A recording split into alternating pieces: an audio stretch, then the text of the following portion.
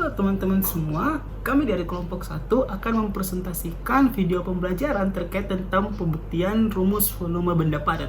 Tapi sebelum itu, kami akan memperkenalkan anggota dari kelompok 1 itu sendiri. Saya sendiri, Andi Muhammad Reza Pahlevi, NIM 112111892, dan ada pun anggota dari kelompok 1 antara lain. Halo semuanya, perkenalkan nama saya Dwi Unzila Putri dengan NIM 112112000. Perkenalkan, saya Diki Prayogi dengan NIM 112111989. Nah, teman-teman, tentunya kami dari kelas 1 D31.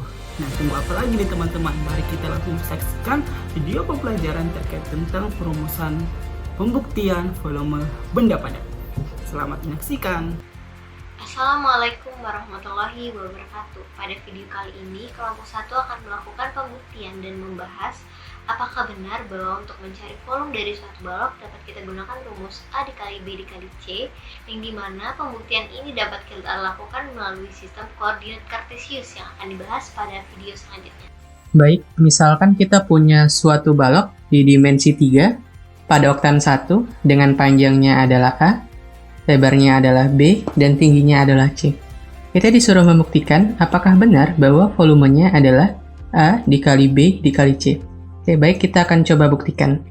Kalau kita telusuri benda ini pada sumbu Y, artinya dari Y paling kiri ke Y paling kanan, maka akan kita dapatkan bahwa Y paling kirinya adalah Y sama dengan 0, daerah yang diarsir ini. Kemudian Y paling kanannya adalah Y sama dengan A, sehingga bisa kita tuliskan bahwa Y lebih besar sama dengan 0, kecil sama dengan A. Kemudian bagaimana dengan X dan Z-nya? Kalau kita lihat, jika benda ini disenteri dan senternya diletakkan di depan garis Y sama dengan A, maka bayangannya akan jatuh pada bidang X dan Z, berarti bidang ini. Bidang ini kalau kita lihat X-nya dari 0 sampai dengan B. Maka kita bisa tuliskan bahwa X lebih besar sama dengan 0, kecil sama dengan B. Lalu bagaimana dengan Z-nya? Z-nya itu paling kecilnya adalah 0, dan paling besarnya adalah C. Sehingga Z lebih besar sama dengan 0, kecil sama dengan C. Jadi sebenarnya, balok dengan panjang A, lebar B, dan tinggi C, itu kita bisa nyatakan sebagai suatu daerah dengan Y lebih besar sama dengan 0 kecil sama dengan A, X lebih besar sama dengan 0 kecil sama dengan B, dan Z lebih besar sama dengan 0 kecil sama dengan C. Lalu pertanyaannya bagaimana cara menghitung volumenya? Untuk menghitung volumenya, kita bisa gunakan konsep integral lipat 3 dengan metode koordinat kartesius. Gitu. Jadi, volumenya adalah integral dari Y-nya dari 0 sampai A, sehingga integral 0 sampai A dy, karena variabelnya adalah Y. Kemudian dilanjutkan dengan integral 0 sampai B dx, dan terakhir integral 0 sampai C dz.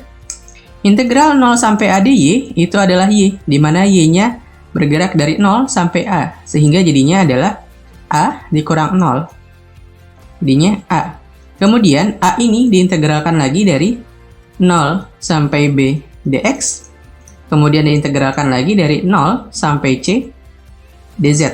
Nah, integral dari A dx itu adalah AX. X-nya batas atasnya adalah B, batas bawahnya adalah 0.